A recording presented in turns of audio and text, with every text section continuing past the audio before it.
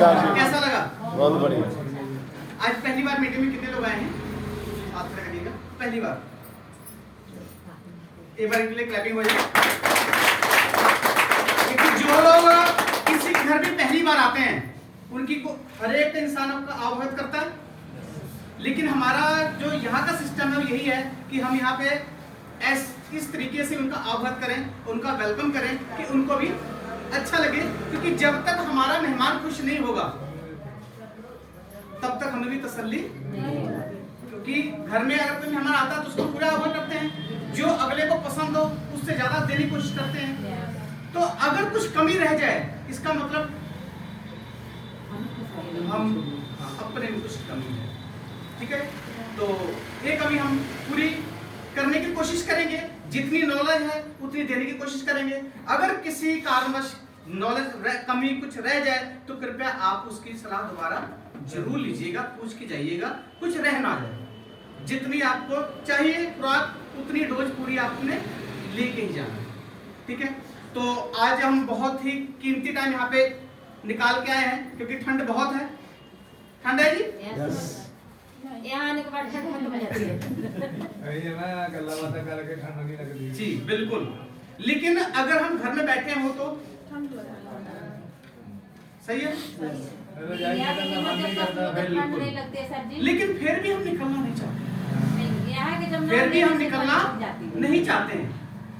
एक बार पूनम जी की भी तालियां हो जाए डॉक्टर अजीत जी के लिए, आगे सही मेहमान के लिए।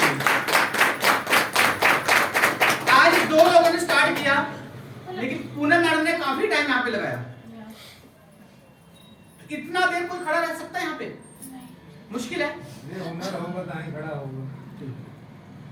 ये हुनर को सीखना ही पड़ेगा। जब तक आप किसी भी हुनर में सफलता नहीं प्राप्त करोगे तब तक ही दिक्कत है।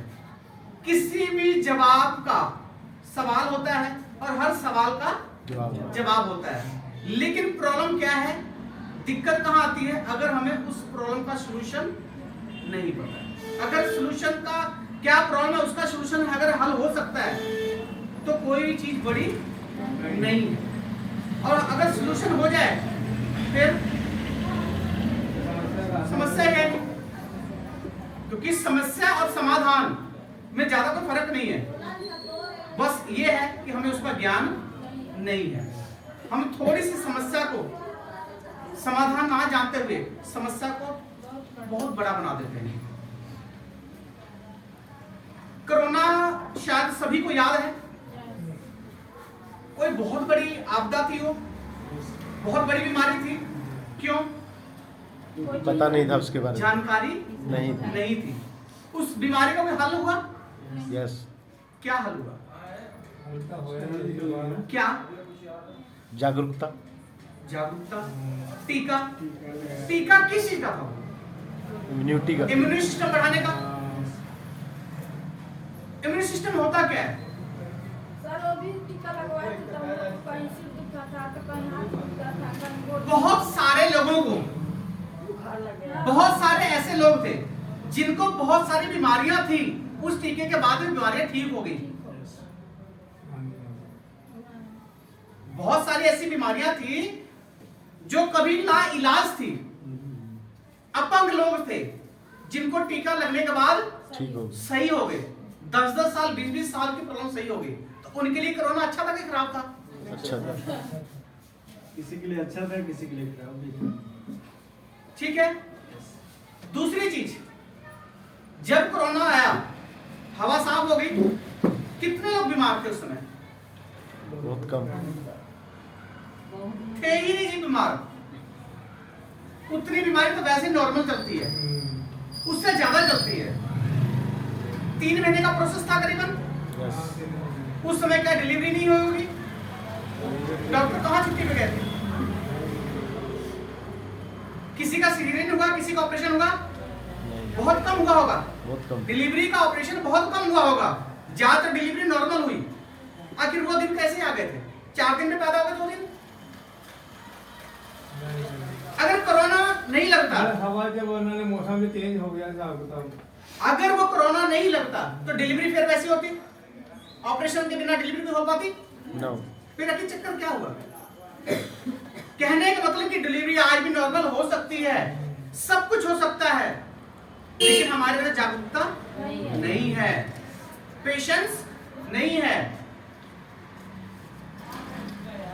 और उसके बाद इतने परेशानी के बाद भी हम उस कोरोना से सीखे नहीं है। सीखा जी? नहीं सीखे।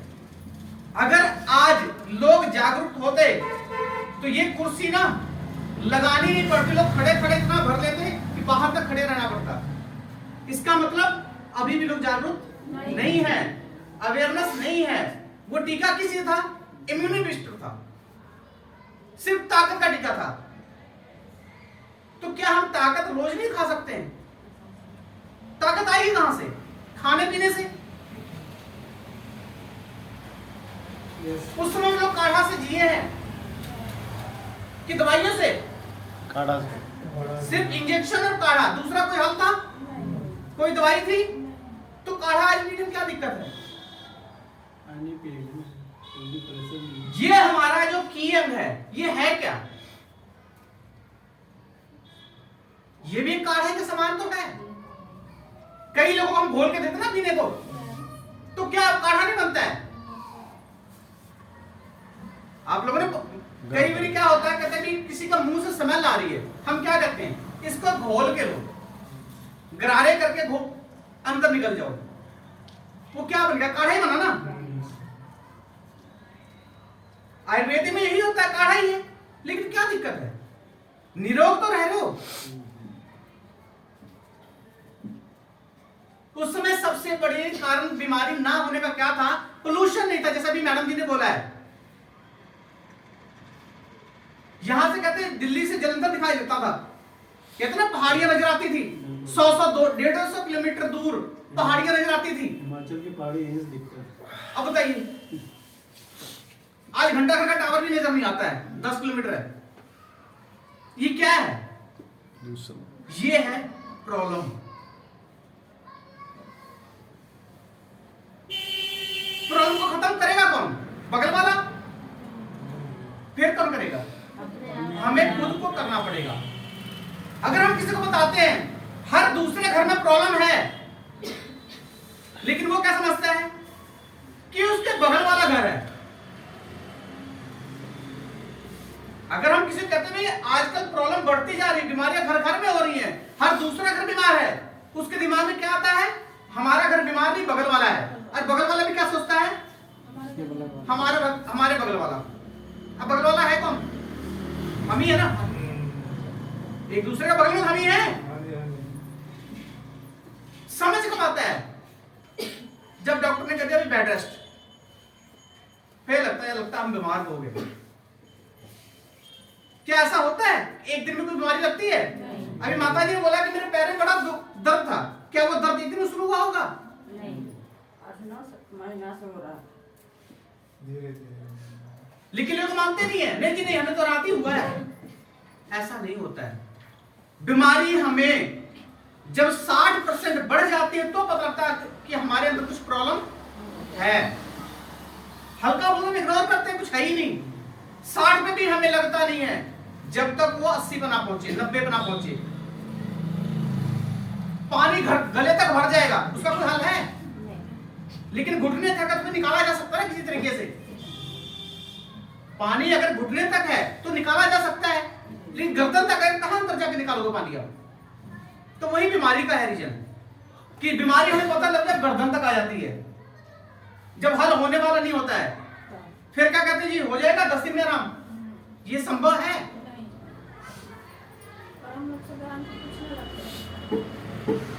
पूछते कौन लोग हैं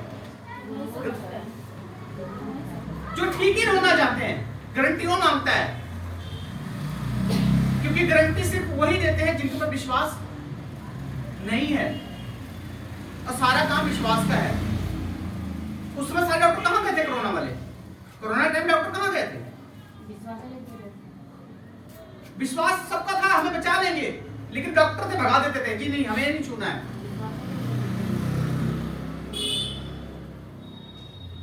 उस समय भी हमारा प्रोडक्ट बड़ा कारगर था, आयुर्वेद। और आयुर्वेद से कियन तैयार हुआ है।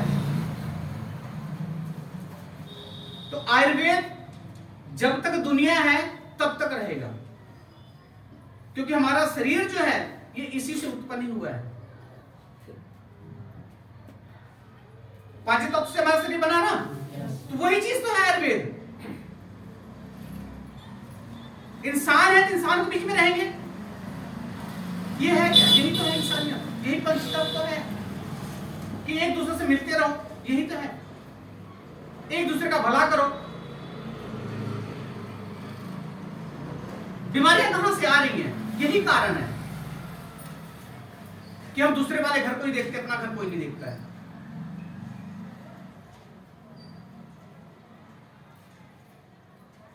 निरोगी रहना कोई बड़ी चीज नहीं है, निरोग रहना कोई बड़ी चीज नहीं है।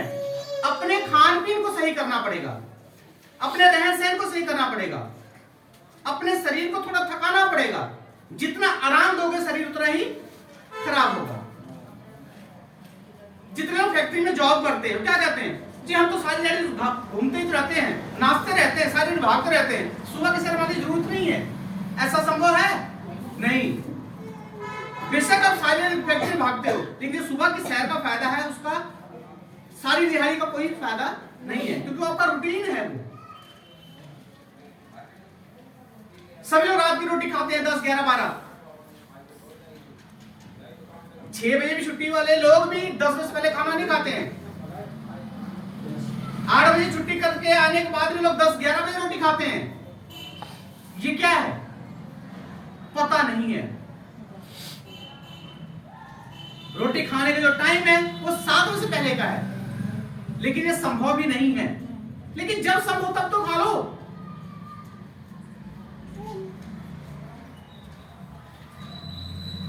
ये सब बिगड़े हालातों के कारण ही इस कियन का जन्म हुआ है, क्योंकि हमारा रहन सहन खराब हो चुका है।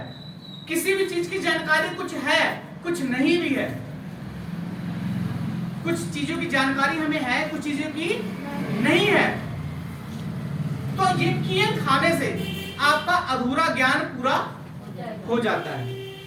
खाने का तरीका क्या है? रात को रोटी खाने के बाद, खाना खाने के मतलब सोने का टाइम, रात को सोने का टाइम, कि जब आपने सोना है खा के सो जाओ, उसके बाद आपने कुछ नहीं खाना पीना है। खाने के 1 घंटे बाद अगर खा रहे हो तो 1 घंटे में कुछ ना कुछ हमारा जो खाया पिया तो पचना शुरू हो जाता है। उसके बाद 1 घंटे अगर कुछ खाना पच जाता है तो ये अपना पूरा काम शुरू कर देता है। तो खाली पेट तो कुछ हो जाता है तो इसका काम बढ़ जाता है, क्योंकि आयुर्वेद को हमेशा खाली ही पेट, आयुर्वेदिक दवाई कोई भी है उसको खाली पेट ही बोलते हैं खाने के लिए, और गर्म पानी के साथ में। काढ़ा गर्म होता है, ठंडा होता है, गर्म में गर्म। आयुर्वेद में कुछ भी है उसको गर्म से ही चाहिए। शरीर में चाहिए क्या? ठंडा पानी नहीं, गर्म पानी। लेकिन क्या कहते हैं हम, सर्दियों में बिल्कुल चिल्ड वाटर, बर्फ वाला पानी चाहिए। फायदा करेगा नुकसान करेगा? पता है कि नहीं है? पता है, फिर भी गलतियां।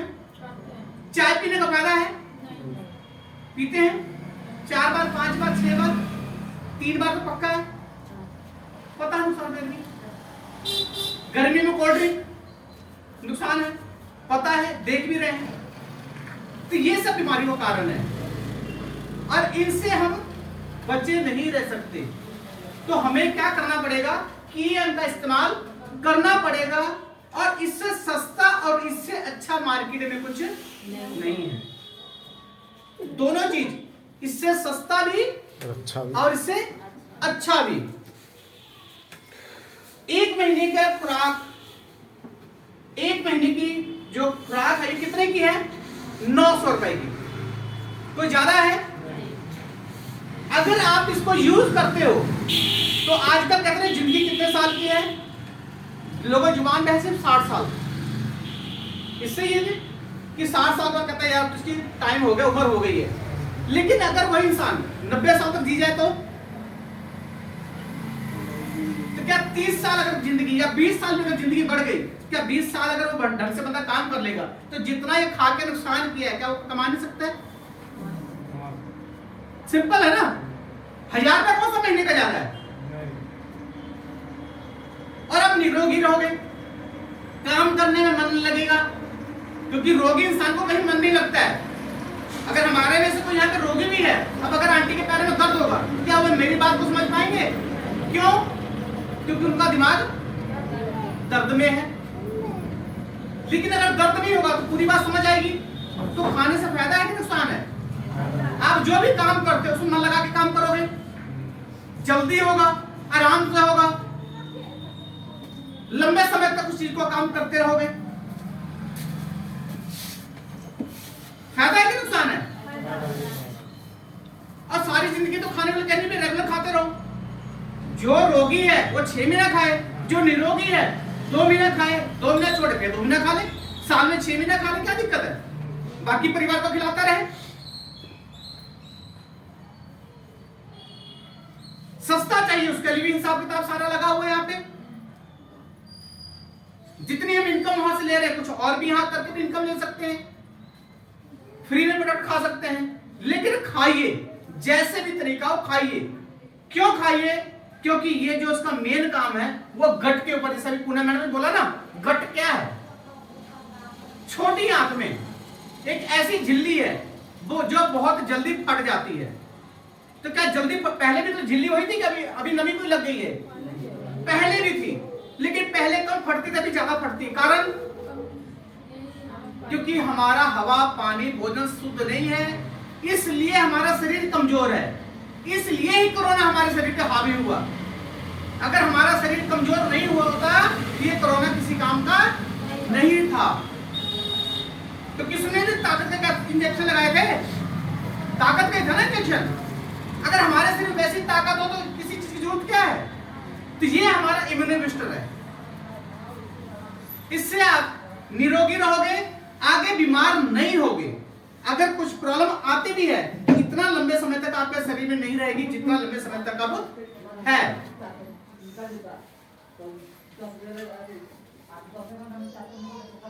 ठीक है जी? तो क्या करना चाहिए? खाना चाहिए। कि जब तक आप खाओगे नहीं तब तक उसके बारे में जानकारी आपको होगी नहीं। और जब तक खुद को जानकारी नहीं होगी तो आप बताओगे कैसे किसी को? फर्स्ट में एक जुबान से कहा गया और एक दिल से कहा गया। 2 शब्द है ना। एक तो किसी का सुनी सुनाई बात हमने कर दी, एक हमने आंखों देखी, एक हमने आंखों से देखा, खुद की आंखों से। एक किसी ने बोला, उसमें फर्क है कि नहीं है? क्योंकि जो आपने देखा उसको आप अपने तरीके से बताओगे, लेकिन जिसने आपको बताया वो सुनी सुनाई बात को कैसे बता पाओगे? क्योंकि आपको भी अधूरा ज्ञान है। पता नहीं वो इंसान आपको सही बताया, गलत बताया, असंभव वाली चीज है। लेकिन खुद इस्तेमाल करके जो चीज आप बताओगे। अब आंटी के लिए माता जी बैठे हुए हैं, अब ये किसी को बताएंगे क्या कहेंगे? दिल से बताएंगे ना। यहां जाके बताएंगे ना कि बेटा पहले मेरा बहुत दर्द था लेकिन अब 25% आराम है। किसी की दुआ तो लगेगी। अब ये किसी को आशीर्वाद तो देंगे, किसको देंगे? किसी और को आशीर्वाद। माता जी आशीर्वाद किसको देंगे? जो बताया है उसको। क्या हमें आशीर्वाद की जरूरत नहीं है?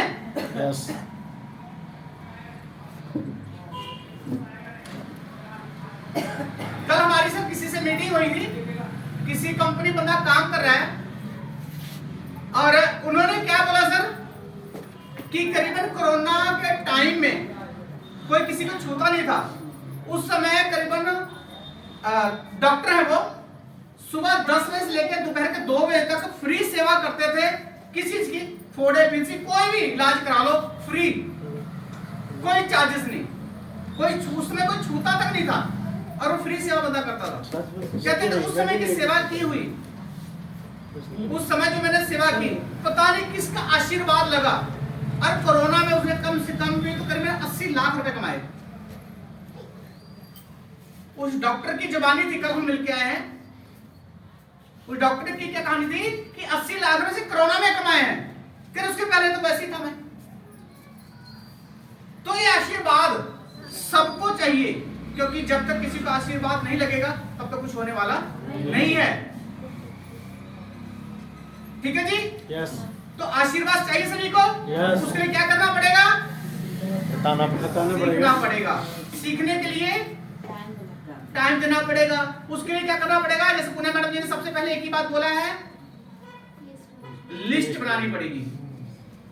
लिस्ट के ऊपर काम होगा तो ही पूरी, ठीक है नहीं? पिछली मीटिंग में क्या बताया था, किसी को याद है? नहीं। अगर लिखा होता तो ये भी याद होता कि जब मैं पहली बार इस मीटिंग में आई थी या आया था तो किस सर ने कौन सी बात बोली थी जो मुझे बहुत अच्छी लगी, क्योंकि सभी बात सभी को अच्छी नहीं लगेगी, लेकिन कुछ बात जरूर है जो किसी को अच्छी लग जाएगी। वो बंदा लिख लेगा तो उसको याद रहेगा कि इस दिन इस तारीख को इन सब के मुंह से मैंने ये बात सुनी और मुझे बड़ा अच्छा लगा और मैं उस बात के ऊपर काम करूंगा। जिंदगी बदलने कुछ और तो चाहिए ना। शायद इस कुछ बातों से कुछ पता लग जाए और कल से लोग यूज करना शुरू कर दें, खान पीन में परहेज करना शुरू कर दें, तो ये तो होगा कि हाँ यार एक बंदे की जिंदगी बदल गई। क्या मेरी बदलेगी? लेकिन जो यूज करेगा बदलेगी। ऐसे ही है, जब तक सीखेंगे तब तक ही कोई हल है।